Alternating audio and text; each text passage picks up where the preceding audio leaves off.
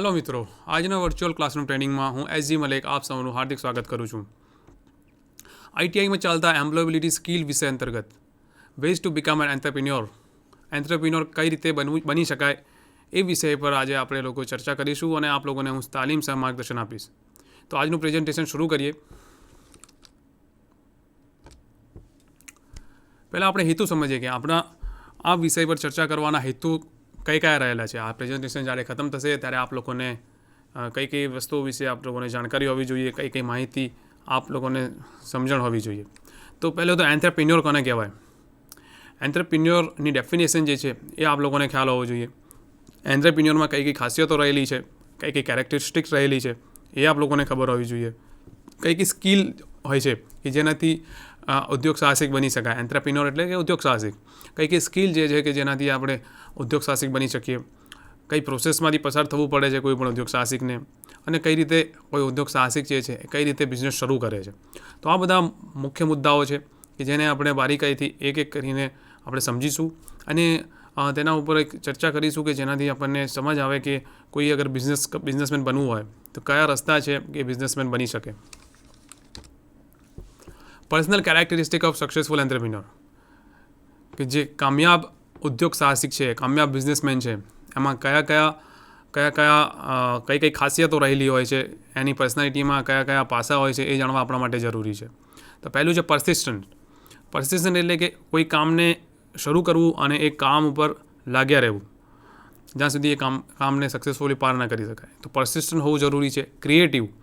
Creative mind બિઝનેસમાં વધારે ચાલતા હોય છે, કારણ કે એ લોકોને માર્કેટમાં જે વસ્તુની જરૂરિયાત જે છે એ ક્રિએટિવ વેમાં એ લોકો પૂરી પાડતા હોય છે, એની જરૂરિયાતને સંતોષતા હોય છે અને ક્રિએટિવ વેમાં બિઝનેસ કરીને કામયાબ બિઝનેસમેન બનતા હોય છે. ફેસબુક જેવી વસ્તુ જે છે આપણે જાણીએ છીએ કે અમુક વર્ષ પહેલાં ફેસબુક જેવું કંઈ હતું જ નહીં, પરંતુ માર્ક ઝકરબર્ગ છે કે એમણે આની શરૂઆત કરી અને આજે આપણે જોઈએ છીએ કે એક રોજિંદી જરૂરિયાતમાંથી એક થઈ ગયું છે કે દરેક ઓનલાઈન બિઝનેસ છે એને ફેસબુક પર એડવર્ટાઇઝમેન્ટ કરવી પડતી હોય છે. આપણે લોકોમાંથી 10માંથી 6 લોકો હશે કે જેમનું ફેસબુક પર અકાઉન્ટ હશે, કાં તો ઇન્સ્ટાગ્રામ પર અકાઉન્ટ હશે. તો સોશિયલ મીડિયા જેવી કોઈ વસ્તુ હતી જ નહીં ગઈ સદીમાં, પરંતુ એક ક્રિએટિવ માઇન્ડ આવ્યો કે જેણે એવું વિચાર્યું કે આવું કંઈક હોઈ શકે. ઓનલાઈન બિઝનેસની વાત કરીએ. ઓનલાઈન બિઝનેસ ગઈ સદીમાં નહોતું. એ ટાઈમે યુએસમાં વોલમાર્ટ અને એવા મોટા શોપિંગ મોલ્સ હતા. તો ત્યારે કોઈ એવું વિચાર્યું નહોતું કે ઓનલાઈન બિઝનેસમાં આ લેવલ સુધી થઈ શકે, પરંતુ જેફ બેઝોસ આવ્યા અને એમણે આ લેવલ સુધી આ બિઝનેસને પહોંચાડ્યું. ટૂંકમાં કહેવાનો અર્થ છે કે ક્રિએટિવ હોવું જરૂરી છે. રિસ્પોન્સિબલ, કે બિઝનેસ શરૂ કરવા માટે એક રિસ્પોન્સિબલ વ્યક્તિ હોવો જરૂરી છે, કારણ કે બિઝનેસમાં થતી એક્ટિવિટીઝ જે છે એને મેનેજ કરવી અને સારી રીતે આગળ વધારવી એ માટે રિસ્પોન્સિબલ બનવું જરૂરી છે. ઇન્ક્વિઝિટિવ, કે હંમેશા નવું શીખતા રહેવું અને નવી બાબતોથી વાકેફ થવું અને એ પ્રમાણે પોતાના બિઝનેસને ચેન્જ કરવો એ પણ એક વસ્તુ જરૂરી છે સક્સેસફુલ એન્ટરપ્રિન્યોરમાં. ગોલ ઓરિએન્ટેડ, કે એ લોકો ગોલ ઓરિએન્ટેડ હોય છે. જે એમનું લક્ષ્ય જે છે એ ક્લિયર હોય છે કે એને પાર કરવું છે, તો એ માટે એ લોકો કામ કરે છે. ઇન્ડિપેન્ડન્ટ, એમની થિંકિંગ પ્રોસેસ જે છે ઇન્ડિપેન્ડન્ટ હોય છે. એ કોઈનાથી પ્રેરિત થઈને અથવા તો કોઈના તાબામાં રહીને કામ નથી કરી શકતા જે સક્સેસફુલ બિઝનેસમેન હોય છે. તો એ વસ્તુ હોવી જરૂરી છે, તો જ ક્રિએટિવ બની શકાય ને. ઇન્ડિપેન્ડન્ટ હોય તો જ ક્રિએટિવ બની શકે. ક્રિએટિવ એટલે કે જે માર્કેટમાં નહોતું, જે કોઈએ વિચાર્યું નહોતું એવું કંઈક કરવું, એવી રીતે કંઈક કામ કરવું. વોટ્સએપની વાત કરીએ આપણે, કે જે વોટ્સએપનો સ્થાપક જે હતો, વોટ્સએપની શરૂઆત કરવાવાળો,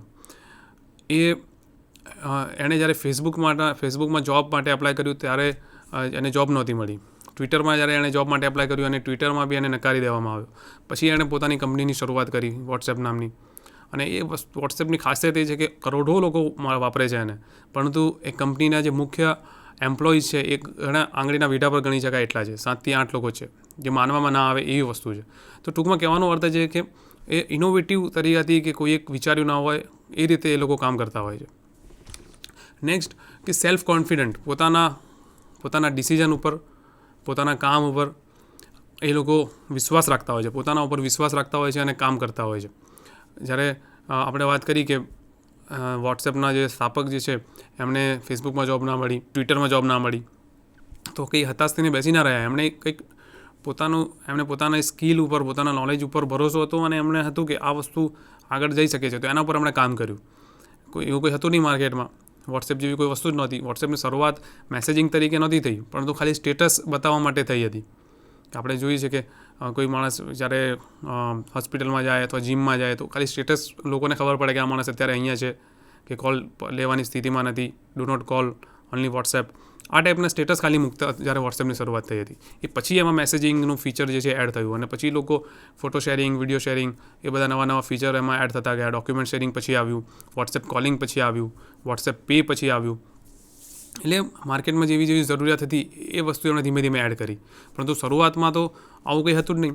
તે પોતાના ઉપર ભરોસો હોવો જરૂરી છે કે આ વસ્તુ માર્કેટમાં ચાલશે અને આ વસ્તુને આપણે આગળ લઈ જઈ શકીશું. તો સેલ્ફ કોન્ફિડન્ટ હોવું એક બિઝનેસમેન માટે ખૂબ જ જરૂરી છે. રિસ્ક ટેકર, જોખમ લેવાની તમારામાં તેવડ હોવી જોઈએ. એમેઝોન આજે જે છે એ એટલું મોટું વિશાળ બિઝનેસ ગ્રુપ બની ચૂક્યું છે કે વોલમાર્ટ, કે જે ગઈ સદીમાં કહેવાતું હતું કે વોલમાર્ટ સૌથી મોટું ગ્રુપ છે રિટેલ ઇન્ડસ્ટ્રીમાં, યુએસની વાત કરીએ તો આપણે. પરંતુ એમેઝોને એક નાનકડા ગેરેજમાંથી શરૂઆત કરી. નાનકડી ગેરેજમાં એમણે એક બુક સ્ટોર ચાલુ કર્યો ઓનલાઈન, અને ધીમે વધતા આજે વોલમાર્ટ કરતાં પણ ઘણું મોટું ગ્રુપ બની ચૂક્યું છે. વોલમાર્ટને પણ ઘણું પાછળ મૂકી દીધું છે એ લોકોએ. તો એવું થવાનું કારણ છે એમણે રિસ્ક લીધું, એમણે પોતાના ઉપર ભરોસો કર્યો, પોતાની કેપેબિલિટી છે એના ઉપર કામ કર્યું અને આગળ વધે. તો ટૂંકમાં કહેવાનો અર્થ છે કે આ બધી વસ્તુ બને તો જ આ બધી વસ્તુ જે છે, આ બધી લાક્ષણિકતાઓ જે છે, આ બધી કેરેક્ટરિસ્ટિક જે છે એ સફળ એન્ટરપ્રિન્યોરની નિશાની છે. એ એમનામાં હોવી જરૂરી છે. નેક્સ્ટ ટોપિક જોઈએ કે કઈ સ્કિલ હોવી જરૂરી છે એન્ટરપ્રિન્યોરમાં. તો પહેલું છે કમ્યુનિકેશન સ્કિલ, કે પોતાનો આઈડિયા જે છે. કમ્યુનિકેશન સ્કિલ એટલે કે આપણા માઇન્ડમાં કોઈ વસ્તુ ચાલતી હોય એને આપણે સામેવાળાને સમજાવી શકીએ. હું અત્યારે લેક્ચર આપી રહ્યો છું આપ લોકોને સમજ પડે છે નથી પડતી એ તમે પોતે ડિસાઇડ કરજો. પરંતુ હું જે શબ્દો વાપરીશ, જે મારા હાથના જેસ્ચર્સ હશે, મારો આઈ કોન્ટેક્ટ હશે, મારી બોલવાનો જે લહેજો હશે, એ વસ્તુથી તમે સમજી શકશો કે મારો કહેવાનો મારા માઇન્ડમાં શું ચાલી રહ્યું છે, હું તમને કયો મેસેજ આપવા માગું છું. તો ટૂંકમાં સક્સેસફુલ એન્ટરપ્રિન્યોર જે છે એનામાં કમ્યુનિકેશન સ્કિલ હોવી જરૂરી છે. કે એ ગવર્મેન્ટ સાથે પણ ડીલ કરે છે, એના કસ્ટમર છે એની સાથે પણ ડીલ કરે છે, એના એમ્પ્લોઈઝ છે એની સાથે પણ ડીલ કરે છે. તો પોતાના માઇન્ડમાં આ જે આઈડિયાઝ જે છે એને શબ્દોમાં અને ભાષામાં રૂપાંતર કરીને કઈ રીતે સારી રીતે લોકોને સમજાવી શકે, કઈ રીતે મોટિવેટ કરી શકે, એ વસ્તુ હોવી જરૂરી છે. તો કમ્યુનિકેશન સ્કિલ એક બહુ મહત્ત્વની સ્કિલ હોય છે એન્ટરપ્રિન્યોર માટે.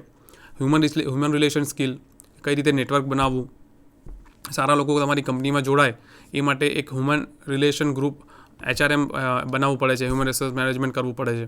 તો એ પણ એક જરૂરી છે કે સારી કંપનીમાં સારા લોકો જોડાશે તો જ એ કંપની આગળ વધશે. ફેસબુકમાં આપણે ઘણીવાર ન્યૂઝપેપરમાં વાંચતા હોઈએ છીએ કે ફલાણી IITનો સ્ટુડન્ટ જે છે એને માઇક્રોસોફ્ટમાં 1.5 કરોડનું પેકેજ મળ્યું. આ કોલેજ જે છે એનો સ્ટુડન્ટ છે કે જેને ગૂગલમાં 2 કરોડનું પેકેજ મળ્યું. તો પેકેજ કેમ મળતા હોય છે? આટલા 2 કરોડ રૂપિયા વાર્ષિક સેલરી એ લોકોને કેમ અપાતી હોય છે? કારણ કે એ લોકો એમની વેલ્યુ જાણે છે, એમને ખબર છે કે આ માણસ શું કરી શકે છે. સારા લોકોને એટ્રેક્ટ કરીને સારું કામ કરી શકાય, એ આ લોકોની ફિલોસોફી હોય છે. અને લોકો પણ એમની પાસે ઘણા ઓપ્શન્સ હોય છે. જે હોશિયાર લોકો હોય છે, IIT IIMમાંથી પાસ આઉટ થવાવાળા, એમને કંઈ એક કંપનીમાંથી ઓફર નથી હોતી. એમને માઇક્રોસોફ્ટમાંથી પણ ઓફર હોય, ગૂગલમાંથી પણ ઓફર હોય, ફેસબુકમાંથી પણ ઓફર હોય, સેલેરી પણ બધામાં સારી હોય. પરંતુ કઈ કંપનીમાં એ જોડાશે, કઈ કંપનીમાં જઈને એ કામ કરશે, એ પણ એક તમારી હ્યુમન રિલેશન સ્કિલ ઉપર ડિપેન્ડ કરતું હોય છે. મેથ સ્કિલ, ગણતરી કરવાની સ્કિલ, એ પણ એક બેઝિક સ્કિલ છે કે એ એન્ટરપ્રિન્યોરમાં હોવી જરૂરી છે. કે વારે ઘડીએ દરેક તબક્કા પર એમણે ગણિત કરવું પડતું હોય છે. કેટલું ઇન્વેસ્ટમેન્ટ કરીશું, ક્યાં માર્કેટિંગમાં કેટલું રોકાણ કરીશું, પ્રોડક્ટ ડેવલપમેન્ટમાં કેટલું રોકાણ કરીશું, પછી પોતાની ઓફિસીસમાં કેટલું રોકાણ કરીશું, સ્પેસમાં કેટલું રોકાણ કરીશું, અને કઈ રીતે રિટર્ન ઓન ઇન્વેસ્ટમેન્ટ મળશે, કેટલા વર્ષ પછી રિટર્ન ઇન ઇન્વેસ્ટમેન્ટ મળશે. આ બધી જ વસ્તુની સ્કિલ ગણતરી જે છે એ ત્યારે જ કરી શકાય કે તમારામાં સારી એવી મેથ સ્કિલ હોય, ગણતરી કરવાની તમારામાં કેપેસિટી હોય.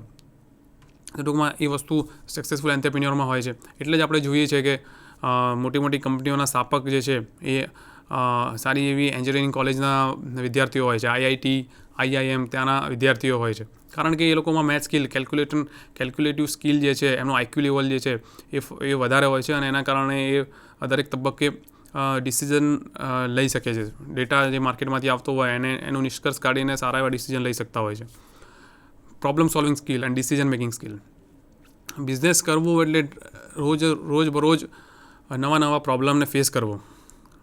આ કોઈ પણ એન્ટરપ્રિન્યોરને તમે પૂછશો તો એ તમને આ જવાબ આપશે કે દરરોજ નવા પ્રોબ્લેમ આવતા હોય છે, એને કઈ રીતે સોલ્વ કરવા. ક્યારેક કોઈ કંપનીની પોલિસી બદલાઈ ગઈ, ક્યારેક માર્કેટમાં સિચ્યુએશન બદલાઈ ગઈ, ક્યારેક કોઈ ગવર્મેન્ટ બદલાઈ ગઈ, ક્યારેક કોઈ ગવર્મેન્ટના નિયમો બદલાઈ ગયા, ક્યારેક કોઈ આફત આવી ગઈ. તો આ બધા જ પ્રોબ્લેમ્સ આવતા હોય છે. તો આને કઈ રીતે સોલ્વ કરવા અને કઈ રીતે આગળ વધવું, એ વસ્તુના ડિસિઝન લેવા પડતા હોય છે એન્ટરપ્રિન્યોરને. તો એ સ્કિલ એક સક્સેસફુલ એન્ટરપ્રિન્યોરમાં હોવી જરૂરી છે. દાખલા COVID-19નું આપણે એક્ઝામ્પલ લીધું કે જ્યારે મોટી રેસ્ટોરન્ટ્સ જે હતી એ રેસ્ટોરન્ટમાં લોકો જમવા જતા હતા અને ત્યાંથી એમનો બિઝનેસ થતો હતો. પરંતુ જેવું COVID-19 આવ્યું, બિઝનેસ જે પબ્લિક સ્પેસીસ છે એ બંધ થઈ ગયા. એના કારણે ઓનલાઈન ડિલિવરી ચાલુ થઈ. મોટા કંપનીઓ જે ઓફલાઈન સેલ કરતી હતી, જે રેસ્ટોરન્ટમાં સેલ થતું હતું, હવે લોકો પોતાના ઘરે મંગાવીને એ જમવાનું ઘરે મંગાવવા માંડ્યા. એટલે ટૂંકમાં કે જે પ્રોબ્લેમ હતો કે હવે લોકોને હવે બિઝનેસ કઈ રીતે કરવો, તો એને સોલ્વ કરવા માટે શું કરવું પડ્યું? બધાએ ઓનલાઈન પ્લેટફોર્મ પર જવું પડ્યું. આપણે જે ડિજિટલ પેમેન્ટવાળો લેક્ચર હતો એમાં બી આપણે જોયું, કોરોના પહેલાં ફિઝિકલ નોટ્સ વડે ટ્રાન્ઝેક્શન થતું હતું. તમે શાકભાજી લેવા જતા અથવા દૂધની થેલી લેવા જતા તો પૈસા ખીચામાં નાખીને લઈ જવા પડતા. કોઈ બહારગામ જવું હોય તો 5,000 10,000 ખીચામાં લઈ જવા પડતા. એનું ખીચું કપાઈ જવાનો ડર રહેતો, પૈસા પડી જવાનો ડર રહેતો. તો આ બધા પ્રોબ્લેમ્સ હતા એ ટાઈમે. પરંતુ જેવું COVID-19 આવ્યું પછી લોકો ડિજિટલ પેમેન્ટનો સહારો લેવા માંડ્યા. હવે ના તો બહાર જવા માટે આપણી પાસે ખીચામાં પૈસા હોવા જરૂરી છે, ખાલી મોબાઈલ હોય એનાથી આપણે પેમેન્ટ કરી શકીએ છીએ. તો કહેવાનો અર્થ છે કે કેવા પ્રોબ્લેમ આવે છે ડેઇલી અને એને કઈ રીતે સોલ્વ કરી શકાય, એ એક એન્ટરપ્રિન્યોર ઉદ્યોગ સાહસિકનું કામ હોય છે. નેક્સ્ટ છે ટેકનિકલ સ્કિલ. ટેકનિકલ સ્કિલ પણ એટલી જ જરૂરી છે. એટલે જ એન્જિનિયર્સ અને MBAs જે હોય છે એ લોકો બિઝનેસ સારી રીતે કરતા હોય છે. કેમ કે ટેકનિકલ સ્કિલ્સ, આપણે એક્ઝામ્પલ જોયું છે અત્યારે શાર્ક ટેન્ક ચાલે છે, તો એમાં જે બિઝનેસમેન લોકો જે છે એ લોકો અલગ ટેકનિકલ સ્કિલનો ઉપયોગ કરીને એપ્લિકેશન્સ બનાવે છે. Lenskart.comનું આપણને એક્ઝામ્પલ ખબર છે કે ચશ્મા અત્યારે આપણે લેવા હોય તો શું કરવું પડે? ચશ્માની દુકાને જવું પડે, ત્યાં આગળ આપણે ચશ્માનું જે નંબર જે છે એ કઢાવીને આપણે ચશ્મા ઓર્ડર કરીએ. એ બધી વસ્તુ થતી હતી. હવે Lenskart.com પર તમે ઓનલાઈન કરી શકો. ઓનલાઈન તમે બુક કરાવીને તમારા ઘરે જ આવીને તમારા નંબર નીકાળી લે અને તમને હોમ ડિલિવરી થઈ જાય ચશ્માની. તો આ બધું શરૂ થયું. તો ટેકનિકલી તમારી પાસે નોલેજ હોય તો જ આ વસ્તુ થઈ શકે. કોઈ પણ બિઝનેસમેનમાં ટેકનિકલ નોલેજ હોવું જરૂરી છે પોતાના વિષયનું. બેઝિક બિઝનેસ સ્કિલ્સ કહેવાય છે કે બિઝનેસમાં master of none, Jack of all trade. આ રીતે બિઝનેસમેનને આપણે બોલાવતા હોઈએ છીએ કે એને અલગ ટ્રેડમાં અલગ લોકો સાથે કામ કરવું પડતું હોય છે. એમ પણ કહેવાય છે કે દાખલા તરીકે માઇક્રોસોફ્ટનું એક્ઝામ્પલ લઈએ તો માઇક્રોસોફ્ટના સ્થાપક જે છે બિલ ગેટ્સ, તો એવું જરૂરી નથી કે બિલ ગેટ્સ જે છે એ માર્કેટિંગમાં બી માસ્ટર હોય, ફાઇનાન્સમાં બી માસ્ટર હોય, હ્યુમન રિસોર્સમાં બી માસ્ટર હોય. પરંતુ એમના દરેક ડિપાર્ટમેન્ટમાં તજજ્ઞોને એ લોકો જોબ આપે છે અને એમની પાસેથી કામ લેવાની જે બિઝનેસ સ્કિલ હોય છે એ એમનામાં હોય છે. એ સિવાય પણ રોજિંદા એમના જે ગટ્સ ફિલિંગ હોય છે એનાથી પણ એ લોકો બિઝનેસ કરતા હોય છે. કે લોકો નથી જોઈ શકતા એ વસ્તુને જોતા હોય છે. લોકો એમને ગાંડા સમજતા હોય છે. ઘણા બિઝનેસમેનને શરૂઆતમાં લોકોએ એમ સમજે કે આ અલગ ખોટી દિશામાં જઈ રહ્યો છે, પરંતુ એ જ વસ્તુ એ જે જોઈ રહ્યો છે એ દરેક માણસને વિઝન નથી હોતું. તો આ બધી સ્કિલ્સ જે છે એ સક્સેસફુલ એન્ટરપ્રિન્યોર્સમાં હોય છે. એન્ટરપ્રિન્યોરશિપ અને એન્ટરપ્રિન્યોર કોને કહેવાય? તો એન્ટરપ્રિન્યોરશિપ એટલે the process of starting and running once on business. કે એન્ટરપ્રિન્યોર્સ ઉદ્યોગ સાહસિક અને ઉદ્યોગ સાહસિકતા કોને કહેવાય? તો ઉદ્યોગ સાહસિક કે જે માણસ રિસ્ક લે છે અને કંઈક એવી વેલ્યુ ક્રિએટ કરે છે અને બિઝનેસ શરૂ કરે છે. દાખલા તરીકે આપણે એક્ઝામ્પલ લઈએ, કરશનભાઈ પટેલનું આપણે એક્ઝામ્પલ લઈએ કે એમણે એક ડિટર્જન્ટ પાવડર સાયકલ ઉપર વેચવાનું શરૂ કર્યું. ઘરે જઈને સાયકલ પર એ ડિટર્જન્ટ પાવડર વેચતા હતા અને એમણે ધીમે એ રીતે કંપની શરૂઆત કરી. તો એમણે એ વખતે ઇન્વેસ્ટમેન્ટ કરવું પડ્યું હશે, ડિટર્જન્ટ બનાવવા માટે કેમિકલ લાવવા પડ્યા હશે, એને બનાવવું પડ્યું હશે એક જગ્યાએ, એમાં એમણે પૈસા રોકવા પડ્યા હશે. એ પછી એમણે માર્કેટિંગ કરવાની શરૂઆત કરી હશે. એ પછી એમણે વિચાર્યું હશે કે હવે બિઝનેસ વધારે છે તો એક નાની દુકાનમાં કરીએ. દુકાન બી સેટ થઈ ગઈ હશે. પછી એમણે વિચાર્યું હશે કે મોટી ઓફિસ કરીએ, હવે માણસોને રાખીએ કે એ લોકો જઈને માર્કેટ કરે. તો ટૂંકમાં આ બધી વસ્તુ જે છે એમણે વિચારીને કરી હશે. તો એન્ટરપ્રિન્યોરમાં જે ગુણો જે હોવા જોઈએ એને આપણે એન્ટરપ્રિન્યોરશિપ કહીએ છીએ. ઉદ્યોગ સાહસિકતા, કરશનભાઈ પટેલમાં આ ઉદ્યોગ સાહસિકતા હતી કે એમણે રિસ્ક લીધું અને બિઝનેસને સેટઅપ કર્યું. ઠીક છે, નેક્સ્ટ ટોપિક જોઈએ.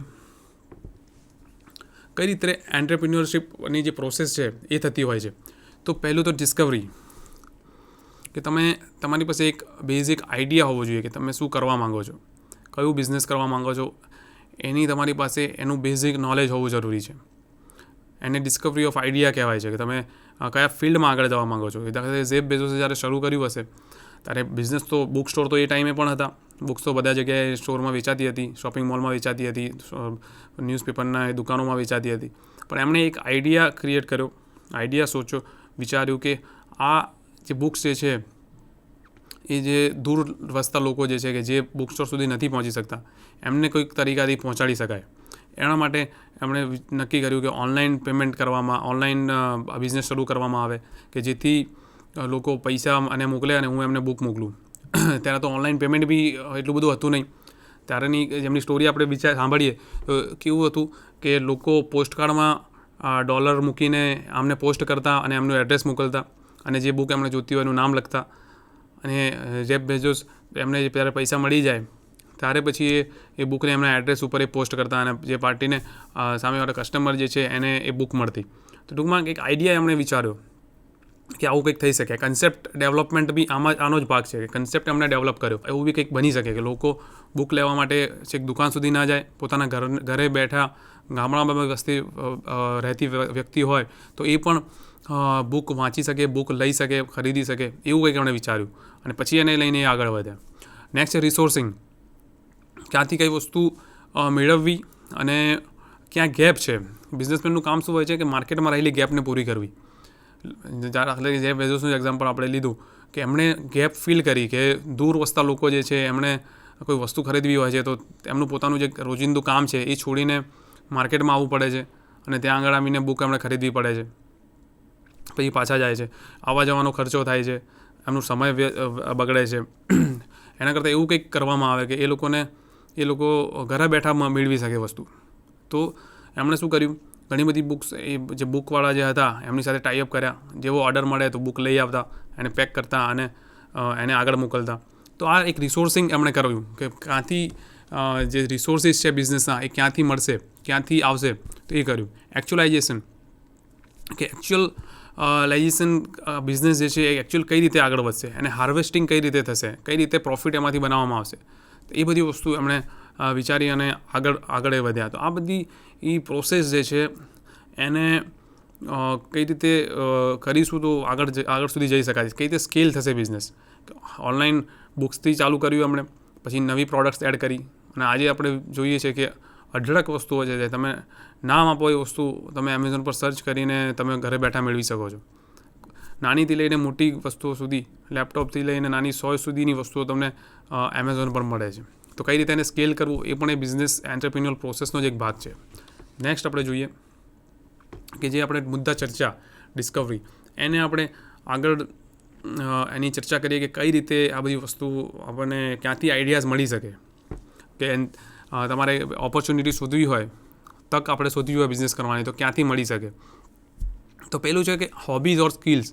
તમને કોઈ હોબી હોય, દાખલા તરીકે કોઈને હોબીઝ છે કે વેસ્ટમાંથી, દાખલા તરીકે જે આયર્નનો વેસ્ટ હોય છે એમાંથી કોઈ આર્ટ બનાવી શકે, અથવા તો કોઈને પેઇન્ટિંગની હોબી છે, અથવા તો કોઈ મ્યુઝિક ક્રિએટ કરવાની કોઈનામાં હોબી છે, અથવા તો એવી કોઈ સ્કિલ છે, અથવા તો કોઈને ભરતકામ કરતાં સારું આવડે છે, અથવા તો એની આજુબાજુ લોકો રહે છે કે એ લોકો ત્યાંનું ભરતકામ બહુ વખણાય છે. તો આવી બધી હોબી સ્કિલમાંથી આઈડિયા આવી શકે કે જો આ વસ્તુને આપણે ઇન્ટરનેશનલ પ્લેટફોર્મ પર લઈ જઈએ તો આપણે સારો એવો બિઝનેસ કરી શકીએ. કન્ઝ્યુમર નીડ્સ એન્ડ વોન્ટ્સ, કન્ઝ્યુમરને શું જરૂરિયાત છે માર્કેટમાં કે જે હજુ સુધી સેટિસ્ફાય નથી તે સારી રીતે, એનું થોડું આપણે સર્વે કરીએ. કોઈ જગ્યા, દાખલા તરીકે 4 રસ્તા, કોઈ નવો એરિયા ડેવલપ થઈ રહ્યો હોય, ત્યાં આગળ કોઈ 4 રસ્તા હોય તો ત્યાં આગળ કોઈ સારી તમે કપડાની દુકાન નાખશો તો એ ચાલવાની છે, કારણ કે ત્યાં આગળ નવા લોકો આવી રહ્યા છે, એ લોકોને કપડાની જરૂરિયાત થશે તો ક્યાં જશે. કોઈ કરિયાણાની દુકાન છે, શોપિંગ મોલ છે, તો એવી જગ્યાએ નાખો તો એ જગ્યાએ ચાલે. તો ટૂંકમાં કહેવાનો અર્થ છે કે કન્ઝ્યુમર જે છે, કસ્ટમર જે છે, એમની નીડ શું છે, એમની જરૂરિયાત શું છે, એને તમે પૂરી પાડશો તો એ બિઝનેસ તમારો સક્સેસફુલ થશે. નેક્સ્ટ ટોપિક છે કન્ડક્ટ સર્વેઝ એન્ડ ક્વેશ્ચનર. તમે માર્કેટની જરૂરિયાતને સમજવા માટે તમે સર્વે કરી શકો, લોકોને પૂછી શકો કે ભાઈ તમારે જરૂરિયાત શું છે. નેક્સ્ટ છે સ્ટડી ડેમોગ્રાફિક્સ, કે ડેમોગ્રાફીને સ્ટડી કરી શકો કે કેવા પ્રકારની વ્યક્તિ રહે છે અહીંયા આગળ. કે તમારા દાખલા તરીકે અમદાવાદની વાત કરીએ આપણે તો અમદાવાદમાં એસજી હાઈવે છે, ત્યાં આગળ પોર્શ એરિયા છે, ત્યાં આગળ કોઈને કાર લેવી હોય તો શું કરે અમદાવાદમાં, એસજી હાઈવે પર બધા કારના શોરૂમ છે, જે હાઈ ક્વોલિટી બ્રાન્ડ્સ છે એ બધા જ કારના શોરૂમ જે છે એ ત્યાં આગળ આવેલા છે. તો ટૂંકમાં કે ત્યાં ડેમોગ્રાફિક કેવી છે, કેમ કે આજુબાજુ પબ્લિક પણ એવી પૈસાવાળી પબ્લિક રહે છે, એક અપર ક્લાસની પબ્લિક રહે છે કે જે પૈસા ખર્ચીને લઈ શકે એવી કેપેસિટી રાખે છે. એના કારણે બધા ગાડીઓના શોરૂમ જે છે તમને એસજી હાઈવે પર જ જોવા મળશે. ટૂંકમાં કે જેવી ડેમોગ્રાફિક છે, આજુબાજુની વસ્તી કેવી છે, એમની આવકનો સ્ત્રોત શું છે, આવકનું લેવલ શું છે, એ બધું વિચારીને બિઝનેસ થતો હોય છે. નેક્સ્ટ છે કન્સેપ્ટ ડેવલપમેન્ટ. કઈ રીતે કોઈ પણ બિઝનેસ જે છે એનો કન્સેપ્ટ ડેવલપ કરી શકાય એની પણ આપણે ચર્ચા કરી. કે લોકેશન કઈ રીતે આપણે નક્કી કરીએ, કોઈ બિઝનેસનો બિઝનેસ પ્લાન કઈ રીતે કરીએ, કેટલું ઇન્વેસ્ટમેન્ટ કરીશું, કઈ પ્રોડક્ટ એમાં રાખીશું. જેવો માર્કેટ હશે એવી જ પ્રોડક્ટ આપણે રાખવી પડશે. શોપિંગ મોલમાં કોઈ બિઝનેસ કરતો હોય તો ત્યાં આગળ હાઈ ક્વોલિટી પ્રોડક્ટ રાખવી પડશે, કોસ્ટલી પ્રોડક્ટ પણ રાખી શકાય. જ્યારે તમે રોડ પર જે ઠેલાવાળા વેચતા હોય છે એની ક્વોલિટી પણ રેગ્યુલર ક્વોલિટી હોય છે, એની પ્રાઇસ પણ રેગ્યુલર પ્રાઇસ હોય છે. ટૂંકમાં કહેવાનો અર્થ છે કે આખું કન્સેપ્ટ કઈ રીતે ડેવલપ કરવો, કોને શું વેચવું છે એ તમારે કરવું પડે. રિસોર્સિંગ ક્યાંથી થશે, કે તમારે બિઝનેસ કરવા માટેના જે રિસોર્સિસ છે, કે પ્રોડક્ટ તમે ક્યાંથી લેશો, તમારું ફંડ જે છે એમાં જરૂર પડશે, એ ક્યાંથી આવશે, એ વસ્તુ તમારે નક્કી કરવી પડશે. પછી કઈ રીતે તમે ફાઇનાન્સ લાવશો, કે લોનથી લાવી શકો, કાં તો પછી કોઈ જગ્યાએથી ગ્રાન્ટ લાવી શકો, કોઈની તમારી ઇક્વિટી વેચીને લાવી શકો, અથવા તો જે પોતાની પ્રોપર્ટી છે એ વેચીને તમે એ પૈસા એકઠા કરીને તમે એ બિઝનેસ શરૂ કરી શકો. બિઝનેસ શરૂ કરવા માટે આ તો ફંડની વાત થઈ, એ સિવાય માણસો જોઈએ તો માણસો તમે ક્યાંથી લાવશો, પ્રોડક્ટ જોઈએ તો પ્રોડક્ટ તમે ક્યાંથી લાવશો, લોકેશન જોઈએ તો લોકેશન તમે ક્યાંથી લાવશો. તો દરેક વસ્તુ જે રિસોર્સિસ છે તમારા બિઝનેસના એ પણ તમારે સમજવા જરૂરી છે કે ક્યાંથી આવશે. એકચ્યુઅલાઇઝેશન, એકવાર તમે બિઝનેસ તમે નક્કી કરી લીધું તો એને તમે કઈ રીતે તમારા રિસોર્સિસ જે છે એને તમે કઈ રીતે વાપરશો. તમારી પાસે ફંડ આવી ગયું, માણસો આવી ગયા, તમારી પાસે જગ્યા આવી ગઈ, તમારી પાસે પ્રોડક્ટ આવી ગઈ, પણ હવે બિઝનેસ શરૂ કરશો તમે તો એકચ્યુઅલ કઈ રીતે તમે બિઝનેસ કરશો, કઈ રીતે એનું ઓપનિંગ કરશો, રોજબરોજના જે કાર્યો જે છે એ કઈ રીતે થશે, પેમેન્ટ કઈ રીતે એક્સેપ્ટ થશે, કસ્ટમરને સામે શું મળશે, શું ઓફર તમે આપશો, કઈ પ્રોડક્ટ આપશો, કસ્ટમરને રેગ્યુલર કઈ રીતે તમે બાંધશો, રિપીટેડ કસ્ટમરમાં કઈ રીતે એને કન્વર્ટ કરશો. ટૂંકમાં આ બધી જ વસ્તુ જે છે એ પણ તમારા બિઝનેસનો એક પાર્ટ જ છે. હાર્વેસ્ટિંગ, તમારો બિઝનેસ એકવાર રન થઈ ગયો પછી એને કઈ રીતે સ્કેલ કરવો, એને કઈ રીતે ડેવલપ કરવો. એક સ્ટોર ચાલી ગયો તો બીજી જગ્યાએ સ્ટોર નાખવો, કે કંપનીનું સ્ટ્રક્ચર ચેન્જ કરવું. દાખલા તરીકે કોઈ પણ બ્રાન્ડ હોય છે, અત્યારે આપણે જોઈએ છીએ કે દાખલા તરીકે ગુલાબ તેલ આવે છે, ગુલાબ કપાસિયા તેલ, ગુલાબ મગફળીનું તેલ, એ લોકો અત્યાર સુધી શોપિંગ મોલમાં વેચતા હતા, દુકાનોમાં વેચતા હતા. હમણાંથી તમે જુઓ હશે કે એ ઓનલાઈન જઈ રહ્યા છે, કે ઓનલાઈન એમની એડ આવે છે, ઓનલાઈન તમે ખરીદી શકો છો. એની બોટલ પેકેજિંગ છે એ એમણે ખૂબસૂરત બનાવી નાખ્યું છે. એમની જે બ્રાન્ડ એમ્બેસેડર છે એ પણ એમણે કોઈ હિરોઈન એક્ટ્રેસને રાખી છે. ટૂંકમાં કે કઈ રીતે તમે કંપનીનું સ્ટ્રક્ચર ચેન્જ કરશો, કઈ રીતે નવા માર્કેટમાં તમે એન્ટર કરશો. અત્યાર સુધી ઓફલાઈન જ થતું હતું બિઝનેસ. તેલ કોઈએ વિચાર્યું નહીં હોય કે ઓનલાઈન તેલ પણ ઓનલાઈન મળશે, પણ અત્યારે દરેક બિઝનેસ એવો છે કે જે ઓનલાઈન જઈ રહ્યો છે. ટૂંકમાં કારણ એવું છે કે ઓફલાઈન તો બિઝનેસ જે ચાલી રહ્યો છે એ ચાલી જ રહ્યો છે. તમે જે કરિયાણાની દુકાનમાંથી તેલ ખરીદો છો, જે લોકો ત્યાંથી ખરીદવાવાળા છે તો ત્યાંથી ખરીદશે જ, પણ ઘણા લોકો એવા પણ છે કે જેમની પાસે કરિયાણાની દુકાન પર જવાનો પણ સમય નથી. એવા બિઝનેસમેન, એવા લોકો પણ છે ઉચ્ચ જે હાયર મિડલ ક્લાસ અને અપર ક્લાસમાંથી રહેલા લોકો, કે એની પાસે ટાઈમ ઇઝ મની, સમયનો એટલો અભાવ છે, અથવા તો એ લોકો એવી બધી નાની વસ્તુઓમાં સમય આપવા માંગતા નથી. એમને હોમ ડિલિવરી જોઈએ છે દરેક વસ્તુની. તો ટૂંકમાં એટલા માટે આ લોકો ઓનલાઈન જઈ રહ્યા છે. એટલે કહેવાનો અર્થ છે કે તમે સમયની સાથે તમારો સ્ટ્રક્ચર બી ચેન્જ કરવું પડશે, નવા માર્કેટમાં તમારે એન્ટર થવું પડશે, નવું પેકેજિંગ કરવું પડશે. પહેલાં તેલના ડબ્બા આવતા હતા એ તો આવે જ છે અત્યારે, પણ અત્યારે સારી ક્વોલિટીના ડબ્બા પણ એ લોકો લોન્ચ કરે, સારી ડિઝાઇન પણ શરૂ કરે છે. એટલે ટૂંકમાં જેવું માર્કેટ ચેન્જ થઈ રહ્યું છે અને કઈ રીતે નવા માર્કેટમાં એન્ટર થવું છે એ વસ્તુ સમય સાથે બદલી રહી છે, એ પ્રમાણે એ લોકો પોતાના બિઝનેસને પણ ચેન્જ કરી રહ્યા છે. તો આ પણ એક બિઝનેસની જે સ્કિલ જે છે, બિઝનેસ રિક્વાયરમેન્ટ જે છે એ છે. હવે બિઝનેસ કઈ રીતે, કોઈ પણ બિઝનેસ છે કઈ રીતે શરૂ કરી શકાય? તો પહેલાં તો એક બિઝનેસ પ્લાન હોવો જોઈએ આપણી પાસે.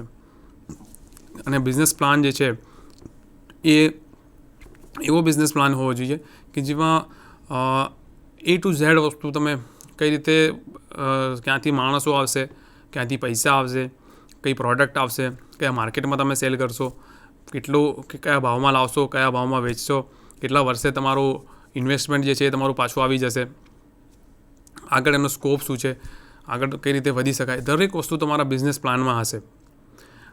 એક્વાયર ફાઇનાન્સીસ એટલે કે કઈ રીતે ફંડ તમે ક્યાંથી લાવશો. મેં તમને કહ્યું કે લોનથી તમે ફંડ લાવી શકો, તમારી મિલકત વેચીને લાવી શકો, તમારા રિલેટિવ્સ છે એમની પાસેથી લોન લઈને લઈ શકો. એ સિવાય જે ઇક્વિટી જે છે, તમારી કંપનીનો ભાગ જે છે એ વેચીને તમે લાવી શકો. અત્યારે શાર્ક ટેન્ક જે પ્રોગ્રામ આવે છે એમાં આપણે જોઈએ છે કે લોકો પોતાની કંપનીનો 5% ભાગ વેચીને અમુક 50 લાખ, અમુક 1 કરોડ જેવી માર્કેટ વેલ્યુ છે એમને કંપનીની, એ પ્રમાણે એ લોકો ઇન્વેસ્ટમેન્ટ લેતા હોય છે. તો ટૂંકમાં અલગ અલગ રીતે તમે ફાઇનાન્સ તમે લાવી શકતા હો છો. નેક્સ્ટ છે કે મીટ લીગલ રિક્વાયરમેન્ટ. તમે માર્કેટમાં કામ કરી રહ્યા છો તો ઘણા બધા જે તે દેશના લીગલ આસ્પેક્ટ હોય છે, લીગલ નિયમો હોય છે, એ નિયમ પ્રમાણે કામ કરવું પડે.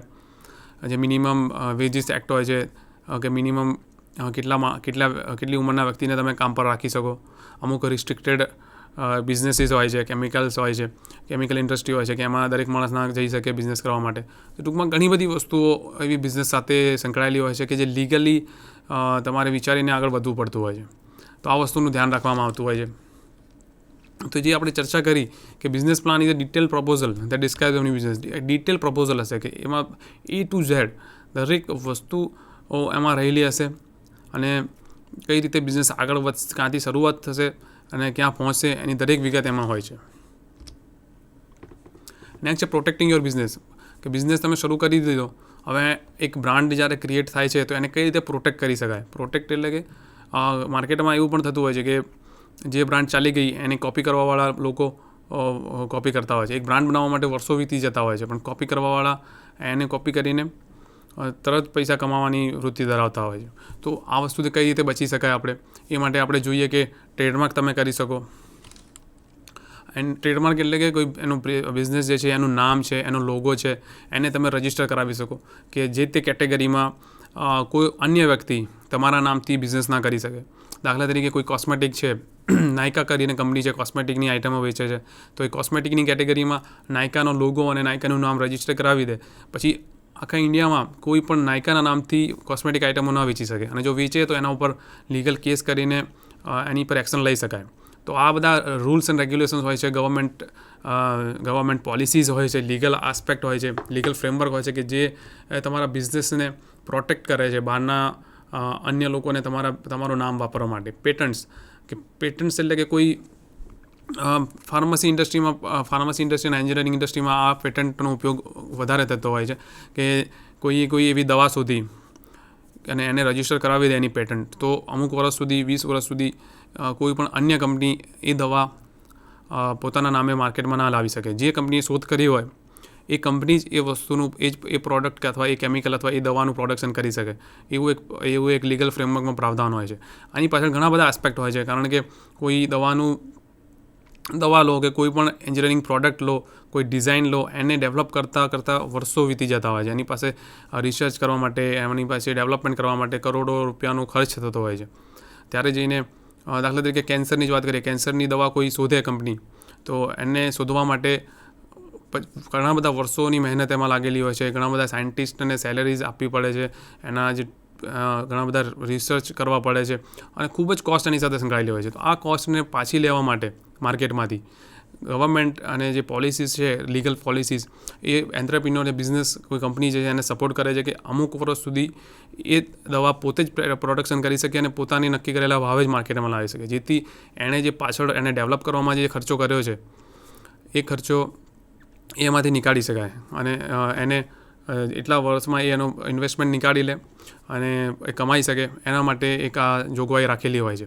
તો પેટન્ટ છે એનાથી પણ એ થઈ શકે. કોપીરાઇટ જે છે કે તમારું ક્રિએટિવ વર્ક હોય, કોઈ લિટરલી રાખે મ્યુઝિક છે, મ્યુઝિક પણ માર્કેટમાં સેલ થતું હોય છે. એની કોઈ કોપી ના કરી શકે, એને કોઈ મૂવી છે એને કોઈ પાયરેસી ના કરી શકે. તો આ બધા જે આર્ટિસ્ટિક વર્ક્સ હોય છે, કોઈ પેઇન્ટિંગ કોઈએ બનાવ્યું હોય, તો કોઈએ લોગો બનાવ્યો છે, કોઈની આર્ટ બનાવી છે, તો એનો કોઈ કોપી ના કરી શકે. તો આ બધી વસ્તુ માટે આ કોપીરાઇટના અલગ નિયમો હોય છે કે જેનાથી એ પોતાના બિઝનેસને પ્રોટેક્ટ કરી શકે. તો આ બધી વસ્તુ પણ બિઝનેસમેન જે છે એણે આ બધા પાસા છે બિઝનેસના, એની સાથે એણે તાલમેલ બેસાડીને અને આ બધી વસ્તુનું નોલેજ હોવું જરૂરી છે કે જેથી જે બિઝનેસ જે છે એને આગળ લઈ જઈ શકાય અને સારી રીતે બિઝનેસ કરી શકાય. બિઝનેસ કરવા માટે શું જરૂરી છે અને કઈ રીતે બિઝનેસ કરી શકાય, બિઝનેસ શરૂ કરી શકાય અને બિઝનેસને આગળ લઈ જઈ શકાય અને તમારા બિઝનેસને પ્રોટેક્ટ કરી શકાય છે માર્કેટ ફોર્સીસથી. તો અહીંયા આપણે આ જે લેક્ચર જે છે એનો અંત કરીએ છીએ. Thank you.